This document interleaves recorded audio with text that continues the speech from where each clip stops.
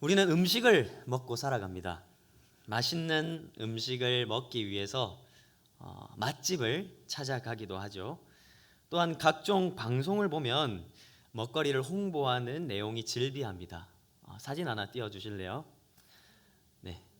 2018년부터 2021년까지 방영한 백종원의 골목식당이라는 프로그램이 있습니다.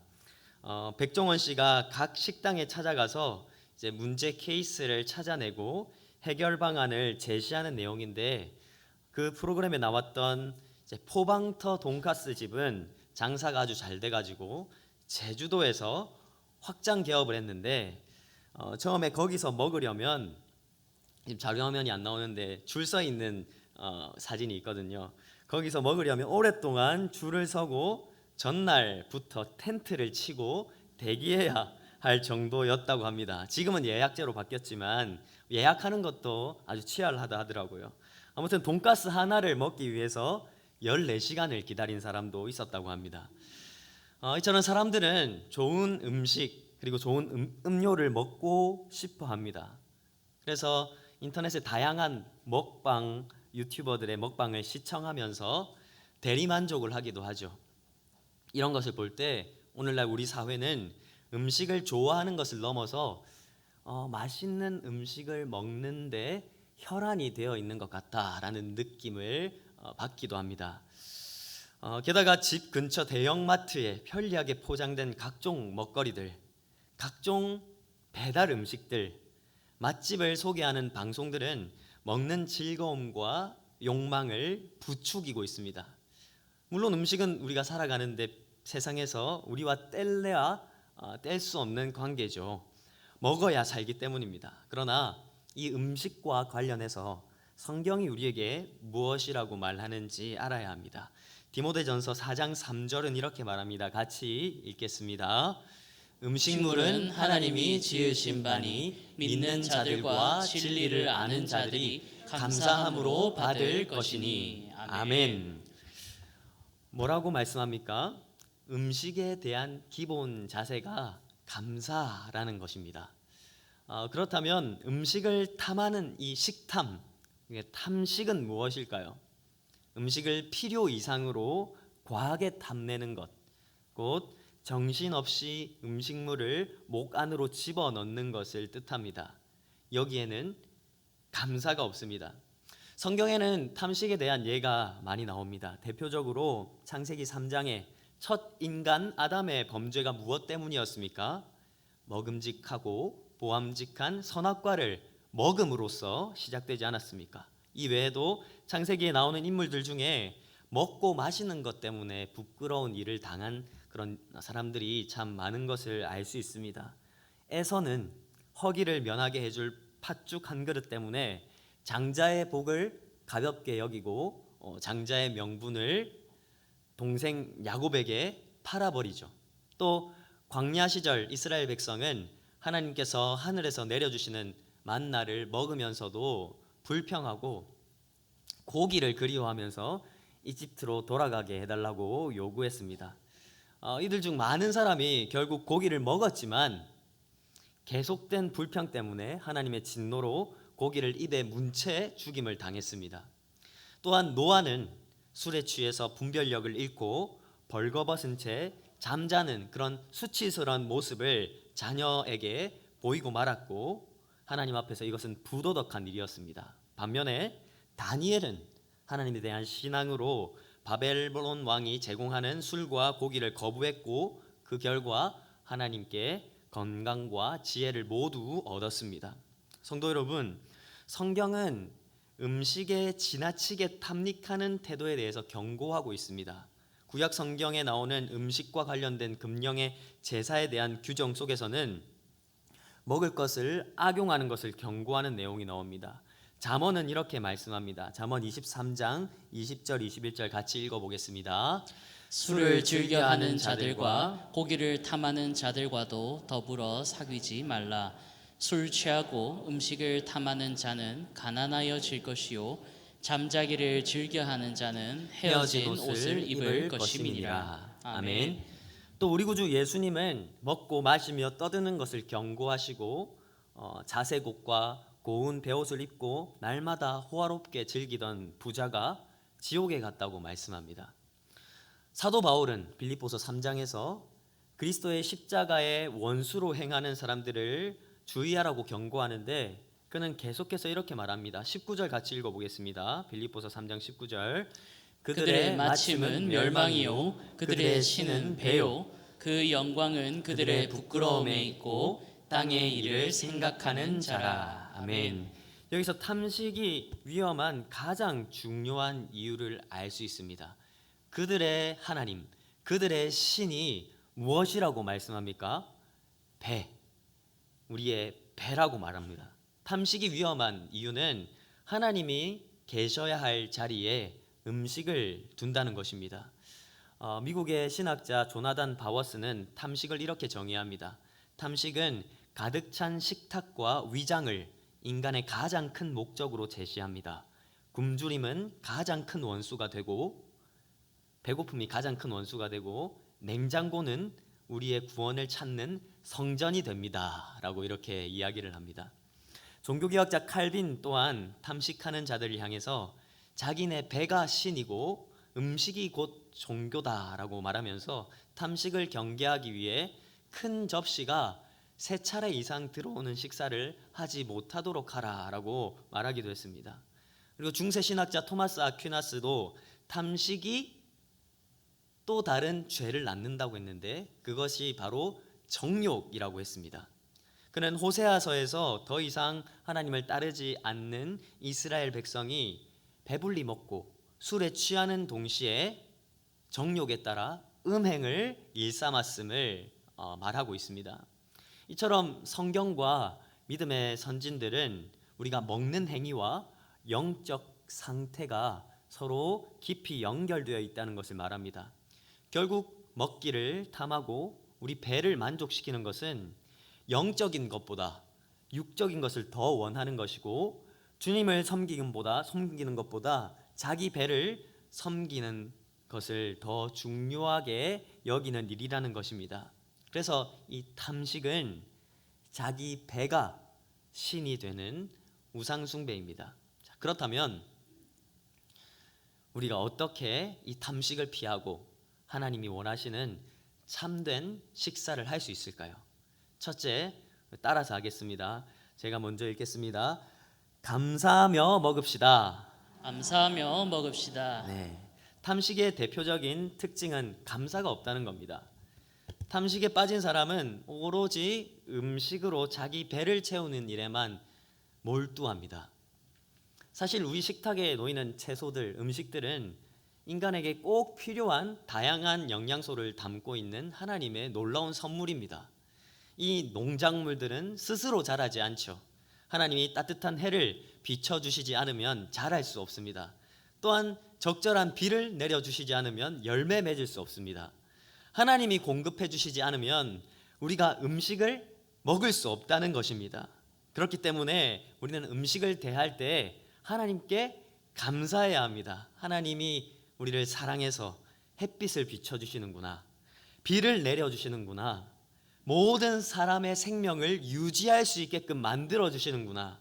우리가 하나님께 반역하고 불순종할 때도 하나님은 여전히 우리를 돌보고 계시는구나, 하나님은 너무 선하신 분이구나 하는 것을 생각하면서 감사할 수 있어야 된다는 겁니다.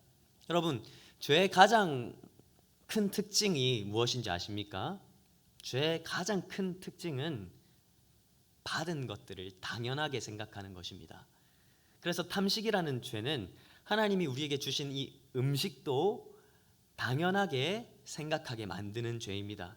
예컨대 어떤 사람이 여러분에게 신실하게 지속적으로 뭔가 도움을 계속 주고 어떤 것을 계속 주었다고 합시다. 자, 그런데 받는 입장에서 그렇게 받는 것을 당연하게 생각하는 것이 옳을까요? 아니죠. 잘못된 일이라는 것을 다 아실 것입니다. 그렇다면 우리에게 모든 것을 다 공급해 주시는 하나님께는 더더욱 그렇게 하면 안 되는 것 아닙니까? 그런데 우리는 자주 당연하게 생각합니다. 하나님께 감사하다는 말도 잘 안 합니다. 우리가 누구에게 뭘 줬다고 하면 당연히 감사합니다라는 말을 기대하지 않습니까?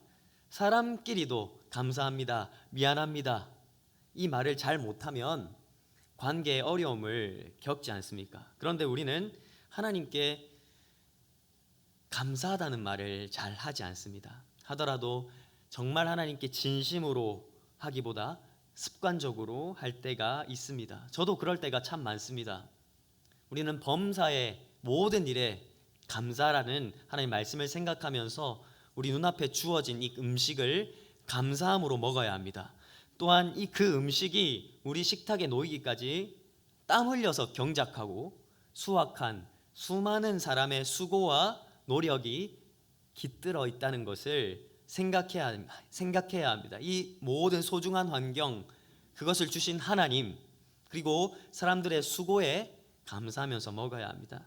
또 감사할 게 있습니다. 먹을 수 있는 건강을 주신 것도 감사해야 합니다. 눈앞에 맛있는 음식이 잔뜩 있어도 건강이 안 좋아서 먹지 못한다면 그것이 다 무슨 소용입니까? 하나님께서 우리에게 건강을 주셨기 때문에 먹을 수 있음을 기억해야 합니다. 또 감사해야 할 게 있습니다. 그것은 함께 식사하는 것입니다. 사실 함께 식사하는 것은 우리 인생에 있어서 아주 중요한 일입니다. 식탁은 사랑하는 사람들과 삶을 나누고 인생의 희노애락을 나누는 아름다운 자리입니다. 특히 주 안에서 한 몸 된 성도에게는 하나님 안에서 한 가족임을 확인하는 훌륭한 교실입니다. 오늘날 우리도 식사를 통해 함께 교제하고 마음을 나누고 기쁨을 누립니다. 우리 교회는 지난 2년간 코로나로 식사를 하지 않다가 이제 지난 6월부터 주일 식사가 시작되었습니다. 지난 2년 동안 식탁 교제가 줄어들면서 서로 친밀해질 기회가 상실된 적이 있었지만 이제는 함께 식사를 하면서 교제를 회복하고 서로의 삶을 나누어야 합니다. 음식을 잘 사용하면 서로의 영혼을 돌보는 관계의 연결 고리가 될 수 있기 때문입니다. 오늘 이렇게 점심 식사를 저는 교회에서 했는데 같이 식사를 하면서 참 좋았던 것은 마스크를 벗은 성도분들의 얼굴을 볼 수 있었다는 겁니다. 아, 이분 이렇게 생겼구나. 아, 이제 밖에서 이제 알아볼 수 있겠다. 네, 마스크 벗은 얼굴도 알게 되어 참 다행입니다. 얼굴과 얼굴을 맞대고 함께 교제하는 것이 참 중요한 일이라는 것을 다시 생각하게 되었습니다. 신약 성경을 보면 음식이 사랑과 돌봄 그리고 나눔과 연결되어 있음을 알 수 있습니다. 우리 구주 예수님은 가나안 혼인 잔치에서 물로 포도주를 만드셨고 떡 5개와 물고기 2마리로 5천 명을 먹이셨고 세리나 장녀와 같은 비천한 자들과 함께 식사하며 교제하셨습니다. 예수님의 가르침에 따라 초기 그리스도인들도 모일 때마다 떡을 떼고 나눠 먹는 삶을 살았습니다. 그래서 이 식탁은 서로에게 관심을 가지는 그리고 섬기는 삶으로 나아가는 공간이고 서로 하나됨을 이루고 하나님이 주신 구원을 기뻐하고 축하하고 함께 누릴 수 있는 복된 공간입니다. 우리 교회가 이런 참된 식탁을 회복하는 은혜가 있기를 바랍니다. 또 감사할 게 있습니다. 여러분의 가정에서도 감사하는 마음을 가져야 합니다. 밥상은 그냥 나오는 게 아니죠. 아내가 차려준, 어머니가 차려준 정성 어린 수고에 감사하면서 먹어야 합니다. 또한 음식을 먹어 치우는 것에만 집중하지 말아야 합니다. 음식을 먹다 보면 내가 음식을 먹는 것인가, 음식이 나를 먹고 있는 것인가, 그렇게 정신이 없을 만큼 입으로 넣고 있는 모습을 발견할 때가 있습니다.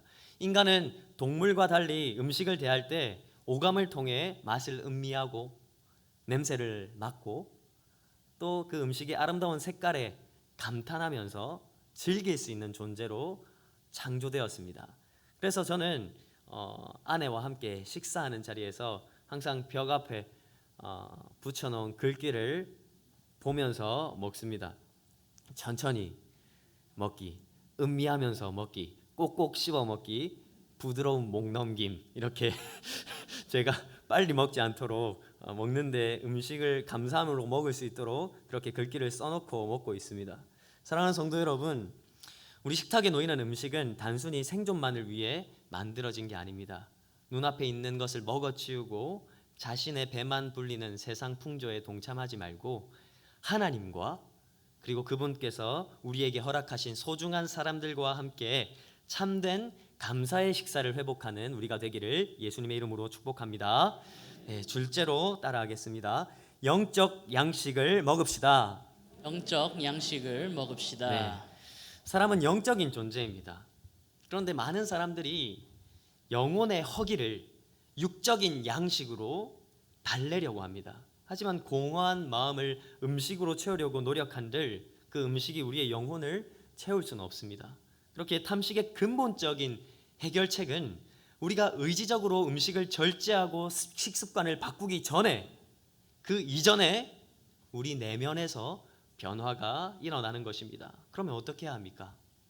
우리를 사랑하시는 하나님의 선하심을 맛보고 하나님 말씀의 달콤함을 맛보는 것입니다. 신명기 8장 3절은 이렇게 말씀합니다. 같이 읽겠습니다.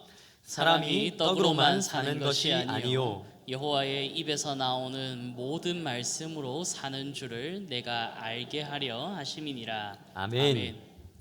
예수님은 제자들에게 신령한 양식이 있고 또 예수님 자신이 바로 하늘로부터 온 생명의 떡이고 그것을 먹는 자는 죽지 않는다고 말씀하셨습니다. 우리는 베드로전서 2장 2절 말씀처럼 하나님의 말씀을 갓난 아기같이 사모해야 합니다. 무슨 말입니까? 영적인 양식의 허기를 느끼는 식성과 미각을 키우도록 노력해야 된다는 것입니다. 시편 119편 103절은 이렇게 말씀합니다. 같이 읽겠습니다. 주의 말씀의 맛이 내게 어찌 그리 단지요 내 입에 꿀보다 더 다니이다. 아멘. 주 안에서 사랑하는 성도 여러분, 우리는 영의 양식을 먹어야 합니다. 현재 교회에서 시행하고 있는 성경 1천독 캠페인에 더 열심히 동참해 주시기를 바랍니다. 그래서 우리가 매주 말씀을 먹었으면 좋겠습니다. 하루 30분이라도 20분이라도 10분이라도 5분이라도 계속해서 드시기 바랍니다. 말씀을 먹으면 배가 부르지 않겠습니까? 계속해서 먹으면 배가 부르지 않겠습니까? 말씀이 능력이 있다는데 그 능력이 우리 속에 들어오는 것을, 그 능력이, 그 영양분이 우리 것이 되는 것을 알고 싶지 않으십니까? 사람이 밥으로만 사는 게 아니구나 하는 것을 진짜로 알고 싶지 않으십니까? 영적인 양식을 먹으십시오. 그리고 여러분, 교회에서 제공하는 거룩한 식사가 있다는 것을 아십니까? 소고기 국밥 말고 교회에서 제공하는 거룩한 식사가 있습니다. 그것은 우리가 알고 있는 식사입니다. 하나님이 주시는 은혜의 방편 중 성찬이 있다는 것을 알고 있습니다. 지난주 우리는 성찬식을 했죠. 성찬은 보이는 말씀입니다. 우리가 예수 그리스도께서 우리를 위해 어떤 일을 행하셨는지 귀로 들을 뿐 아니라 실제로 우리가 먹고 마심으로써 우리가 예수님과 하나 되었다는, 연합되었다는 사실을 기억하고 그런 믿음을 더 강화시키기 위해서 하나님께서 주신 은혜의 방편이 바로 성찬입니다. 성찬식은 새 언약을 제정하는 의식입니다. 언약은 하나님과 우리를 하나로 묶는 끈입니다. 성찬식을 통해서 우리는 예수님과 연합하게 되고 우리가 그리스도 안에 있다는 것을 더 강하게 확신하게 됩니다. 내가 혼자가 아니라는 것을, 예수님이 세상 끝날까지 나와 함께 하신다는 것을 확신하게 되는 것입니다. 또한 성찬식은 교회 지체들을, 성도들을 하나로 묶는 의식이기도 합니다. 이 성찬식에 참여하는 모든 이들은 예수 그리스도의 몸인 교회에 접붙여져서 하나가 되었습니다. 그래서 우리는 성찬을 통해 나와 예수님이 하나 되었다는 그 사실을 확신하게 되고 또 그 예수님 안에서, 그리스도 안에서 우리가 제3영도 교회가 하나가 되었다는 사실을 실제로 경험할 수 있는 겁니다. 함께 영적 양식을 섭취함으로 우리가 하나라는 것을 굳게 신뢰하며 확신할 수 있습니다. 함께 건강하게 지어져 갈 수 있습니다. 그런데 문제는 우리가 영의 양식을 별로 좋아하지 않는다는 겁니다. 성찬에 참여하더라도 별 기대감 없이 참여합니다. 영적 양식을 먹어야 복을 받는다는 것은 알고 있지만 또 그것을 오늘 오전 설교 말씀에서도 들었지만 그 복이 우리의 삶으로 이어지지 않을 때가 참 많다는 겁니다. 그럴 때 우리는 복 받기 위해 말씀을 읽어야 한다는 것만 생각하지 마시기 바랍니다. 말씀이신 예수 그리스도께서는 우리에게 그저 복을 주시기 위해 이 땅에 오신 것이 아닙니다. 그분은 우리에게 자기 자신을 주시러 오셨습니다. 그분이 생명의 떡이 되셨습니다. 그분이 우리를 위해 십자가의 보혈을 흘리셨습니다. 세상의 다른 신들은 다 자기를 위해 무엇을 바치라고 말하지만 우리 주 예수 그리스도께서는 항상 말씀을 먹기 싫어하고 불순종하는 자들에게 자기 자신을 선물로 주시기 위해 오셨습니다. 예수 그리스도를 바라보시기 바랍니다. 하늘에서 내려온 진정한 떡이신 예수 그리스도를 바라보십시오. 예수 그리스도 안에 있는 하나님의 선하심을 맛보시기 바랍니다. 우리는 이 떡을 원하는 만큼 실컷 자주 먹어야 합니다. 혹시 이런 걱정하시는 분이 있을 수도 있습니다. 혹시 말씀을 너무 많이 먹으면 부작용이 일어나는 거 아닙니까? 배부를까 봐, 너무 배불러가지고 생활에 어려움이 있을까 봐 걱정하시는 분이 있습니까? 이에 대해서 18세기 미국의 목회자 조나단 에드워즈는 이렇게 말합니다. 영의 양식을 먹을 때 과식이란 없고 영의 만찬에 있어 자제와 절제라는 미덕은 없다라고 말합니다. 우리가 먹는 육적인 음식은 배가 부르면 더 이상 들어가지 않습니다. 더 먹게 되면 건강을 해치게 됩니다. 그러나 하나님의 말씀은 길과 진리와 생명입니다. 먹으면 먹을수록 좋습니다. 더 건강해집니다. 더 행복해집니다. 참된 위로를 얻을 수 있습니다. 우리를 의의 길, 올바른 길로 인도합니다. 올 한 해 우리 교회가 예수 안에서 지어져가는 교회라는 주제로 한 방향으로 나아가고 있습니다. 우리 모두가 개인적으로 영적 양식을 섭취할 뿐 아니라 성찬을 통해 영적 연합을 굳게 잡아서 하나님이 이미 하나로 만드신 것을 힘써 지키는 교회 되기를 예수님의 이름으로 축복합니다. 자, 마지막 세 번째입니다. 따라합시다. 금식을 회복합시다. 식을 회복합시다. 네. 첫 번째, 두 번째가 먹는 것을 얘기했다면 이제 굶는 것을 말씀드리겠습니다. 금식을 회복해야 합니다. 요즘 사람들은 굶식을 많이 하죠. 왜 그럴까요? 새로운 유형의 탐식이 생겼기 때문입니다. 그것은 날씬함과 성적 매력입니다. 사람들은 비만이 되는 것을 두려워합니다. 그래서 특정한 식이요법에 집착하고 칼로리 계산에 연연하고 제로 콜라, 유기농 과일, 저열량, 저지방, 무가당 식품을 찾기 시작했습니다. 이렇게 음식에 대한 까다로운 반응과 그런 음식에 집착하는 태도가 새로운 유형의 탐식입니다. 음식을 많이 먹는 과식만 탐식이 아니라 까다롭게 먹는 탐식의 유형도 있다는 것입니다. 특히 젊은 사람들 사이에서 뚱뚱한 것은 거의 대죄처럼 간주되는 분위기입니다. 오늘날 날씬함이 성적 매력의 필수 조건과 선망의 대상이 되면서 많은 사람들이 몸매 관리를 위해서 운동의 시간을 들이고 철저히 가려 먹고 적게 먹고 굶기도 합니다. 이런 시대의 흐름에 그리스도인들도 영향을 받습니다. 이것이 금식에도 적용이 되는데 금식을 하면서 하나님께 기도하는 데 집중하지 않고 금식을 해서 살이라도 좀 빼야겠다라는 마음으로 금식에 임한다던가 단지 건강을 위한 차원에서 그칠 때가 많다는 것입니다. 그러나 성경은 금식을 무엇이라고 말합니까? 구약 성경에서 금식을 가리키는데 가장 자주 사용된 히브리어 단어는 촘입니다. 금식을 가리키는데 동의어로 사용되는 병행 표현은 아나라는 단어고 또 나페쇼 인나라는 단어인데 이 두 단어는 괴롭히다, 자기 영혼을 괴롭히다 라는 뜻을 가지고 있습니다. 구약 성경에서 금식은 하나님 앞에서 자신을 낮추는 것과 하나님 앞에 내가 온순하게 되겠다라는 표시라는 것입니다. 그렇습니다. 금식은 자기를 부인하는 행위입니다. 복음서에 보면 우리 구주 예수님은 성령에 의해 광야로 나가셔서 며칠간 금식하셨습니까? 네, 며칠간 금식하셨습니까? 40일간 금식하셨습니다. 그 기간 동안 예수님은 하나님과 깊은 교제를 가지셨을 겁니다.